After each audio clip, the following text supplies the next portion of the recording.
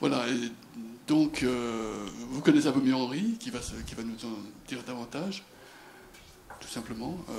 Alors, le déroulé de la rencontre, on vous propose un mouvement en 3 temps, mais peut-être que 3, c'est peut-être trop, vu le nombre qu'on est. Donc il y aura un temps de témoignage d'à peu près un quart d'heure d'Henri, et puis après, on avait prévu un temps de 2 par 2 pour permettre à chacun de réagir, de faire part de la façon dont il a perçu le témoignage, quelles questions ça peut lui renvoyer. Et puis après de faire un temps plus large de partage, mais vu qu'on est à peine 7-8, je pense qu'on pourrait peut-être faire le partage directement ensemble. Voilà. Ouais. Et on a donc 40 minutes pour ce temps d'échange, au total. Et à toi. Voilà, donc je suis donc vétérinaire, donc chef d'entreprise aussi, puisqu'on est un cabinet avec 4 associés et on a 3 vétérinaires salariés et 5 assistantes, secrétaires et 3 personnes pour le ménage. Donc c'est une petite entreprise. Voilà, la question qui était posée, en fait, il y avait deux questions. Comment faire place à la prière dans notre quotidien de dirigeant et comment la prière nous aide-t-elle à construire notre unité? Alors, déjà, la première chose, voilà, c'est que, bon, moi, dans ma vie chrétienne, la prière, quand j'étais enfant, c'était pas du tout la même chose que la prière d'adulte. La prière d'enfant, bon, c'est une prière qu'on fait avec une innocence, mais avec une obligation, je ne sais pas comment. Et quand on devient adolescent, enfin en tout cas pour ma part, à l'adolescence, je me suis un petit peu éloigné.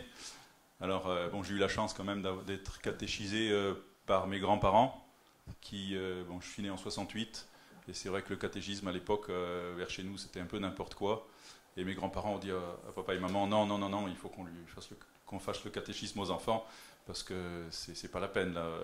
Donc, en fait, c'est ma grand-mère qui m'a un petit peu appris à prier. Et à l'adolescence, j'étais dans un lycée où on avait fait 2 retraites, une chez les moines de Solesmes, dans le Mans, et une à l'abbaye du Mont-Saint-Michel à l'époque,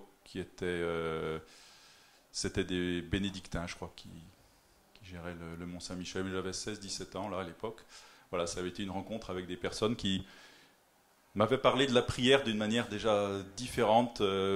Voilà, comme je voyais plus simplement la prière quand on est enfant, c'est une demande. Voilà, on parle au bon Dieu, mais on ne comprend pas qu'il faut l'écouter. Et en fait, la prière, c'est un dialogue.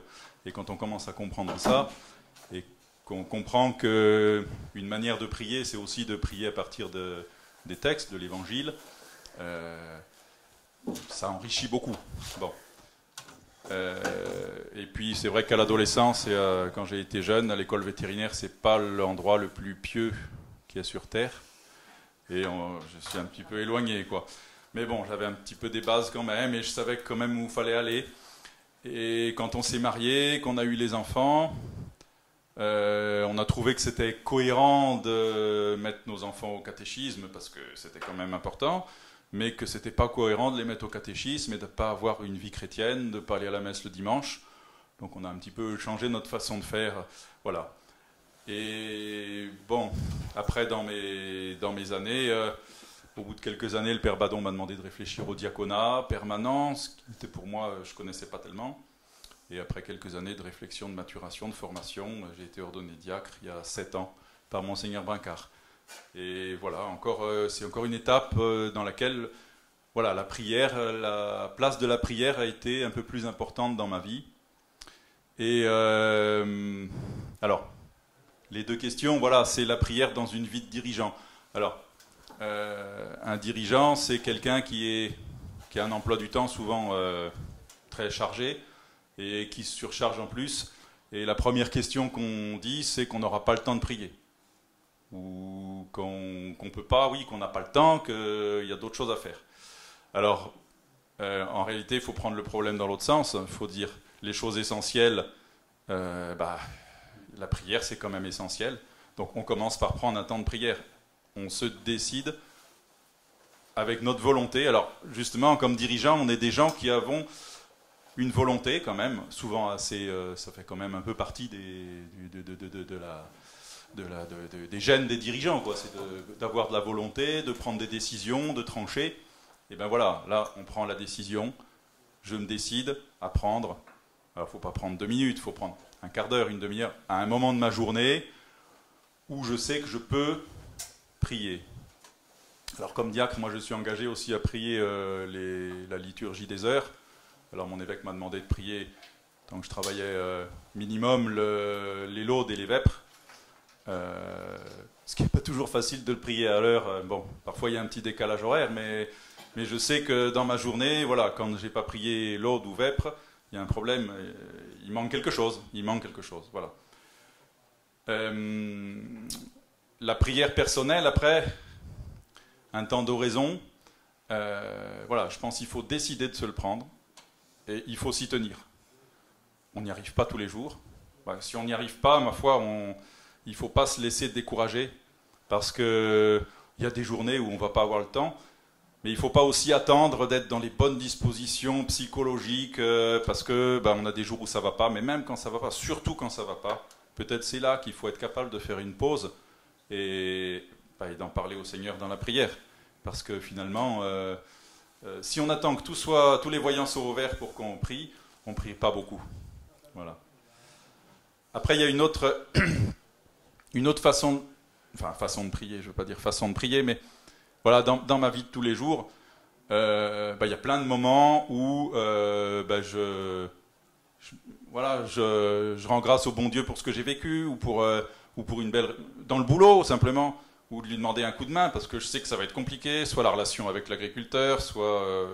ça fait plusieurs fois que j'ai eu 2-3 vaches qui sont crevées les dernières visites. Quand je vais arriver, il va être un peu tendu, quoi. Donc c'est savoir demander au Seigneur de venir dans mon cœur, puis dans son cœur aussi, puis de me donner les mots pour arriver à faire comprendre que ça arrive, c'est la vie. Bon. Et puis qu'on a nos limites aussi.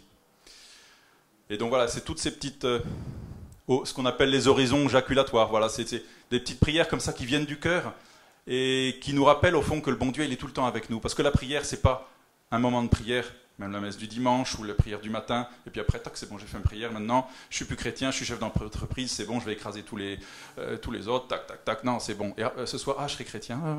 Non, c'est pas ça, la prière, la prière, c'est le désir de Dieu et la présence de Dieu dans notre vie, et un dialogue avec Dieu. Alors, même si on n'a pas une pensée intellectuelle au bon Dieu tout le temps, quand on fait des choses, savoir qu'il est avec nous, qu'il nous accompagne, voilà, c'est voilà, et voilà, des oraisons comme ça dans la voiture, ou c'est une aide aussi. C'est des temps de prière, c'est des moments où on est avec le bon Dieu, quoi, et on en prend conscience aussi, voilà. Qu'est-ce que j'avais envie de dire d'autre sur la prière comme dirigeant? Souvent, ce qu'on disait tout à l'heure, souvent dans nos prières, notre vie de dirigeant, on a des soucis qui peuvent être plus ou moins importants sur des personnes qu'on a à charge, ou un marché qui se passe mal, ou je sais pas quoi. Et quand on commence à prier, on se dit, allez, je vais donner une place à Jésus et je vais écarter tout ce qui... Mais non, quand on a des distractions qui en fait sont des choses de notre vie qui nous perturbent l'esprit, plutôt que de culpabiliser, de se dire j'ai eu une distraction, j'ai pas bien médité mon évangile, non, il faut laisser les distractions, ce qui nous perturbe, venir dans notre vie, et puis faut les présenter à Jésus dans la prière. Et c'est là, les distractions sont plus des distractions en fait, ça devient la prière, ça devient, voilà. Et alors, on peut trouver la réponse à nos problèmes. Saint Jean-Paul II disait que quand il avait des graves questions pour gérer l'Église catholique, c'est pas simple. Quand il ne trouvait pas la solution avec ses cardinaux, avec ses évêques, au bout d'1 heure en réunion ou 2 heures, il leur disait c'est pas la peine, il faut qu'on prie un petit peu plus, on se revoit dans 8 jours, on prie bien, et il disait, c'est lui qui le disait, la solution, il la trouvait, et dans la prière. Alors, voilà, on n'est pas Jean-Paul II, mais voilà, c'est pour dire que dans la prière, on unifie notre vie, parce que finalement, ces temps de prière ces temps d'oraison ou ces temps de prière en groupe, en couple, en famille, la prière du dimanche, c'est des points fixes. Et entre, on a tout des tas de moments où on prend conscience et où on vit de la présence de Jésus dans notre cœur. On est le temple de l'Esprit Saint. Et c'est formidable de comprendre ça et de se dire qu'il est tout le temps avec nous, qu'on n'est jamais seul. Et donc voilà, comme dirigeant, voilà, nos points forts, c'est peut-être, je dirais, voilà, notre volonté, notre capacité. Parce que pour tout le monde, c'est difficile de prier. Si on attend d'avoir, comme je disais tout à l'heure, que tout soit au fixe, au vert, on ne priera pas souvent. Alors nous, je dirais peut-être, voilà, si on décide de prier, alors je sais pas, on peut échanger, mais si on décide qu'on va avoir des temps de prière, et si on fait un vrai temps d'oraison, à partir éventuellement de l'évangile du jour, moi c'est souvent, j'ai le Magnificat dans la poche, ou le prions en église, des choses comme ça, et voilà, la prière c'est pas juste un exercice psychologique pour se faire du bien, c'est d'abord un dialogue avec Dieu, et donc il ne faut pas oublier, voilà, faut quand même faire reposer la prière sur la parole de Dieu, parce que après on se fait plaisir en se trouvant notre petite réponse tout seul, mais c'est pas uniquement de la psychologie, c'est un autre ordre. Voilà. Ça fait 15 minutes. Voilà, donc je ne sais pas si... alors, il y avait la question, comment la prière nous aide-t-elle à construire notre unité ? Voilà, moi ouais, je l'ai un peu dit, voilà, c'est l'unité de vie, c'est ça, c'est pas être un chrétien à la messe ou au moment de la prière, et puis après, c'est être un peu se couper en deux ou en trois, être schizophrénique, et voilà. Et en fait, je crois c'est... Et alors, là où on s'en rend compte, c'est qu'on s'aperçoit qu'on a notre foi, notre espérance dans Dieu, c'est quelque chose qui prend vraiment de la place, quoi. Et puis la vie de charité aussi, la charité fraternelle, c'est plus facile, ça devient un peu plus naturel. Enfin, voilà, ça coule un peu plus de source, quoi. Après, il y a bien sûr aussi, pour faire l'unité, il y a la place des sacrements aussi, parce que les sacrements nous aident aussi à construire notre unité. Voilà. Je ne sais pas si... Je me dis, voilà, c'était juste 30 secondes pour que chacun se dise, voilà, dans ce qu'a dit Henri, qu'est-ce qui résonne ? Et puis ensuite, on peut peut-être poser nos questions. Et vous faites pas votre témoignage ? Non, moi je ne témoigne pas. C'est pas du jeu. Non, c'est les deux, non ? Non, nous, Eric et moi, on était là pour limite.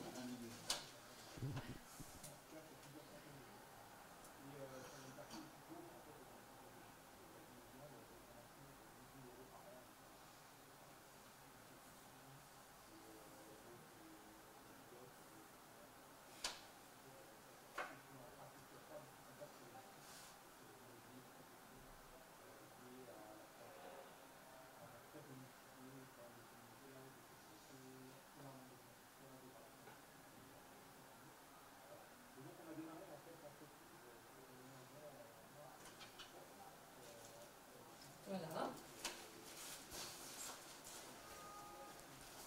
C'est un temps de questions. Oui, questions. Ouais, de questions, de réactions, je sais pas si... de partage d'expérience aussi, parce que, bon, voilà, je sais pas. Vous avez le sentiment de progresser dans votre prière quotidienne. Enfin, je sais pas si je peux l'exprimer comme ça, mais comment elle évolue au fil des années, du parcours de vie que vous avez eu. Moi, j'ai 40 ans, mais 41 ans. Enfin, voilà. Est-ce que vous avez eu cette évolution dans votre, en termes de prière et puis liée à l'unification aussi? Ouais. L'évolution, comme je disais, il y a quand même des étapes, quoi. Il y a des étapes marquantes. Et moi, je sais très bien que, bon, à mon enfance, je me rappelle de moments importants de prière où, bon, mais c'était des prières d'enfants. Et puis, mon adolescence, il y a ces deux pèlerinages que je vous dis, malgré tout, où au contact, on avait été reçus par des moines à Solesmes et puis au Mont-Saint-Michel, et on avait échangé avec eux.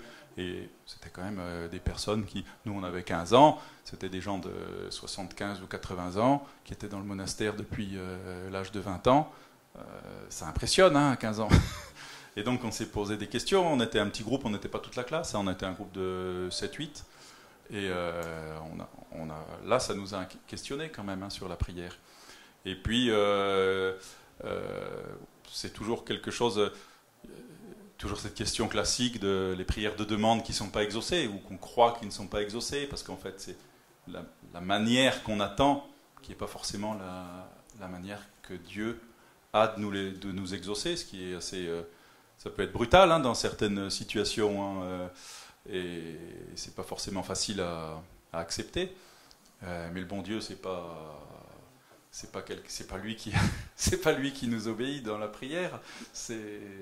La prière, c'est un dialogue, c'est un échange, et c'est comprendre qu'il est avec nous, même dans les épreuves. Voilà, ça aussi, c'est des choses qu'on comprend. Alors, il y a des moments où on le comprend. Moi, je sais quand Augustin, mon deuxième, est né, il a failli mourir à la naissance. Et c'est quand même déstabilisant. Et là, forcément, on a des prières qui sont des prières de demande que on se dit, après coup, on se dit si elles étaient pas, si Augustin était mort, comment j'aurais réagi, quoi. Peut-être que j'aurais pas bien réagi. Le bon Dieu, il me l'a fait respirer un peu plus. Et puis, mais alors c'est vrai, voilà, il y a des. Après. La fidélité à la prière, je pense que c'est important. C'est déjà, comme je disais, de le vouloir. Et alors, moi, il y a une étape importante, c'est l'ordination. Et c'est vrai qu'à l'ordination, quand on dit quand on met les mains dans les mains de l'évêque et qu'on lui dit oui, qu'on sera fidèle à prier les heures, c'est quand même, c'est un peu comme, c'est comme le oui de la fidélité au mariage. C'est un engagement. Et donc ça, c'est une étape. Alors, ça, bien sûr, on s'y prépare. C'est pas en 5 minutes, mais donc là aussi, c'était un. Et puis bon, voilà, cette prière continuelle. Saint Paul dit un jour dans une lettre aux Thessaloniciens, peut-être, prier sans cesse. Et en fait, se prier sans cesse, c'est pas sans arrêt dire je vous salue Marie de notre Père, non, c'est parce que personne ne peut prier sans cesse à ce moment-là. Mais c'est faire la place au Saint-Esprit dans notre vie sans cesse. C'est lui laisser le maximum de la place et diriger notre vie. Alors nous, on fait ce qu'on a à faire, mais on sait qu'on le fait avec lui et sous son impulsion. Voilà. Donc. Mais oui, il y a des étapes marquantes, et puis il y a aussi une progressivité. Et puis de temps en temps, il y a des jours où on s'aperçoit qu'en se couchant, qu'on a zappé soit le bréviaire, soit un petit temps d'oraison de au moins 10 minutes, quoi. Mais ça arrive, hein. Moi j'ai des journées, je rentre à 11h du soir. Alors bon, je dis complique quand même. Et ça veut pas dire mais des fois je m'endors dessus, quoi. Mais... Et si tu as zappé l'eau des verres, ça ne veut pas dire que tu n'as pas prié. Non, ça ne veut pas dire que j'ai pas prié. Non, ça veut pas dire que j'ai pas prié. Ouais, ça veut dire que j'ai pas. Est-ce que ça ça aussi, c'est la prière de l'Église. En fait, on prie pas en notre nom. C'est pas une prière personnelle. C'est la personne qui prie, mais on prie pour l'Église et c'est la prière de l'Église. Donc on est engagé vis-à-vis de l'Église. Voilà, c'est. Voilà. D'autres réactions, questions? Est-ce que tu vis la prière conjugale? Alors, oui. En plus, moi, on fait partie des équipes Notre-Dame. Donc, c'est une des exigences de la prière Notre-Dame, des équipes Notre-Dame. Alors, c'est pas toujours très simple. La prière en famille, c'était plus facile. Bon, maintenant, les enfants sont grands. La prière conjugale, on essaye de prendre un temps, souvent le soir. Mais alors, moi, le soir, je tiens pas. Et Caroline, le matin, elle se lève pas. Alors, c'est pas toujours évident. Mais ouais, voilà, midi. À table, on fait un bénédicité. Bon, quand les enfants étaient petits, on avait un dé. On lançait le dé. Voilà, et bon, ça fait participer aux enfants. Et voilà, et ça fait se rappeler que on mange aussi parce que le bon Dieu nous donne à manger. C'est pas simplement des mots, c'est du concret. Il est avec nous, il est vraiment avec nous. Et alors, voilà, la prière en couple, c'est peut-être plus difficile, ouais. ça montre aussi que selon l'étape de la vie, elle évolue. On ne prie pas de la même manière, tu l'as bien dit. Oui, oui, oui, oui. Et en couple, c'est pareil. Pas toujours. On invente sa manière. Oui, et puis Caroline, elle ne veut pas du tout prier le bréviaire. Les psaumes, elle dit qu'elle ne comprend rien. Que, bon, voilà, c'est. Mais ça lui arrive de prier l'Aude avec moi. Enfin, moi, souvent, là, depuis le confinement, notre curé, il prie l'Aude à l'église. Avant, il priait à la maison de retraite Saint-Dominique. Et j'aimais pas trop y aller parce que, bon, il y a beaucoup de personnes malades et il n'y avait pas le Covid, mais tu te dis toujours que tu vas amener la grippe ou je sais pas quoi. Alors, j'y allais pas trop. Et avec le confinement, on n'a pas eu le droit d'entrer dans les maisons de retraite. Et donc, ils ont prié l'Aude à l'église paroissiale. Et là, ça m'allait franc bien. C'était en face du cabinet. Bon, donc, depuis, tous les matins, et alors on a un nouveau curé et on a continué. Donc, voilà, ça aussi, c'est un moyen d'être... on n'est jamais tout seul. En équipe Notre-Dame aussi, c'est important. On prie en équipe. Et vous, je pense, dans les EDC, d'autres équipes EDC, vous priez les uns pour les autres, peut-être ensemble aussi. Je ne sais pas très bien comment ça se passe en équipe EDC, s'il y a un temps de prière commun, mais on prie aussi en équipe, les uns pour les autres, aux intentions de chacun.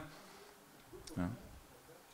Et c'est porteur aussi. Hein. Si on priait tout seul toute notre vie, ce serait dur. Hein. D'ailleurs, les ermites, ils sont ermites que quand ils ont sacrément fait preuve qu'ils y arriveraient. Enfin, je ne sais pas si c'est fait preuve le mot qu'il faut dire, mais ils ne sont pas ermites à 20 ans. Hein. Ils sont aussi nécessaires, c'est ça? Ah, mais ils sont nécessaires. Ah, mais bien sûr, non, mais enfin, vous pouvez parler avec le père Hugues hein, ou les moines, ils ne font pas que prier. Et prier, c'est aussi mettre dans la prière et présenter au bon Dieu tout ce qui nous arrive et le partager avec lui, en fait. C'est comme une relation amoureuse avec son épouse ou avec son mari. C'est le dialogue. Alors, si on ne se parle pas dans un couple, c'est comme si on ne prie pas. On peut dire, si on ne parle pas dans un couple, on n'est pas marié. Si on ne prie pas, on n'est pas chrétien. Enfin, c'est un peu un parallèle. Vous avez parlé de vos expériences fortes au cours de votre adolescence, dans justement le dialogue avec les personnes qu'on pouvait auréoler de... Bah, c'est impressionnant, hein, quand on a 15 ans, enfin, je sais pas... Est-ce qu'il y a eu d'autres témoins, qui peut-être ont moins impressionné l'adulte que vous étiez devenu, mais qui ont pu vous inspirer? Bah, moi, il y a mon accompagnateur spirituel, quand même, qui m'a... c'est le père Badon, c'est un prêtre du diocèse. C'est lui qui m'a qui m'a posé la question du diaconat, en fait. Et...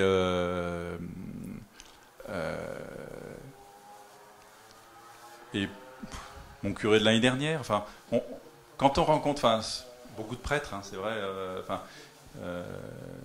qui sont des gens de prière, quoi, et quand on vit un petit peu avec eux, quand on parle un petit peu avec eux, quand on échange un petit peu sur leur vie de prière, et on comprend un petit peu mieux ce que ça leur apporte aussi. Ça apporte, mais je veux dire, l'importance que ça a pour eux, et ça peut questionner aussi. On peut dire, ben oui. Si c'est important pour eux, est-ce que ce ne serait pas important pour moi aussi?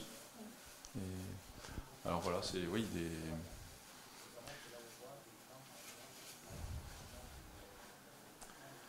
rencontres, oui.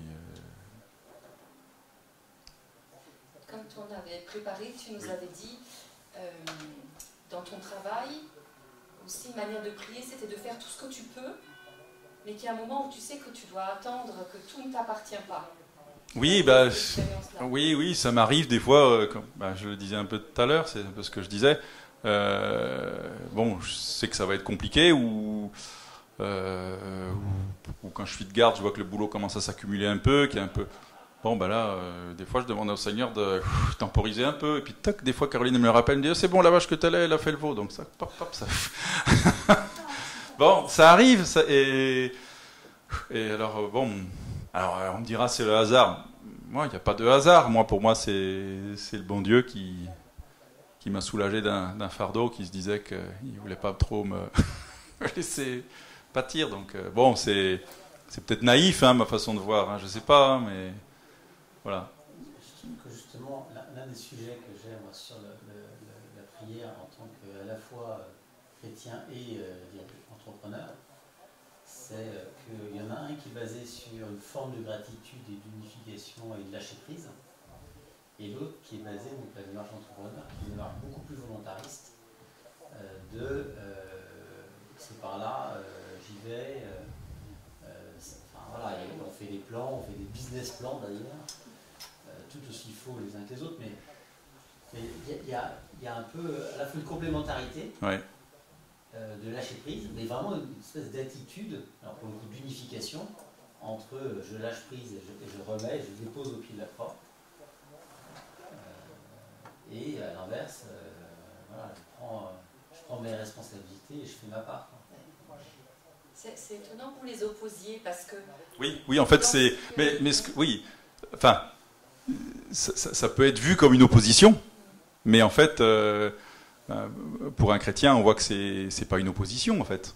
Puisque nos décisions qu'on prend, le cap qu'on fixe, on le fixe pas...